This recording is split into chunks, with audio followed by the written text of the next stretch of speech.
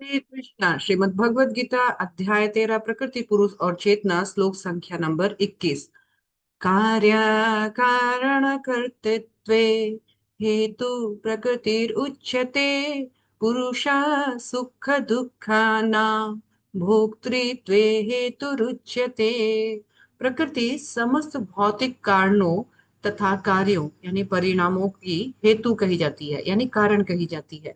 और जीव पुरुष इस संसार में विविध सुख और दुख भोग करने का कारण होता है। यहाँ बहुत क्लियरली भगवान ने बता दिया कि हम जीव जो सुख और दुख भोग करते हैं, इसमें किसी और का हाथ है ही नहीं, ना ही प्रकृति का ना ही भगवान का।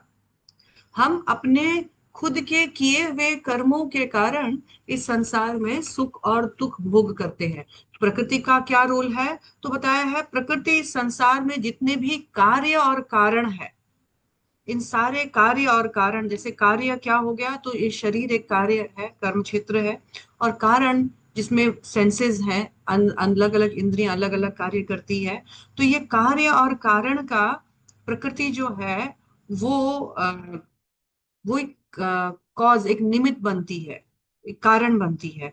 और इसी से प्रकृति के कारण ही सारा जो प्राकृतिक, जो भी जड़ जगतिक जो भी कार्य होता है वो संपन्न होता है। पुरुष क्या है? पुरुष यानी जीव। तो जीव अपने ही सुख दुख का भोग करता है, क्योंकि वो अपना प्रकृति में आने के कारण वो अपना ओरिजिनल आइडेंटिफिकेशन कि मैं कृष्ण का नित्य दास हूँ या कृष्ण का अंश हूँ, ये भूल जाता है। और उसके अंदर भोग जाती, मालिक बनने की प्रवृत्ति, भोग करने की प्रवृत्ति। इस भोग प्रवृत्ति के कारण जीव जो है इस संसार में नाना प्रकार के कार्यों में लिप्त होता है। और प्रकृति का रोल क्या है? प्रकृति उनके उस जीव के कार्यों के अनुसार उन्हें एक शरीर, सुटेबल फिट बॉडी प्रदान करती है।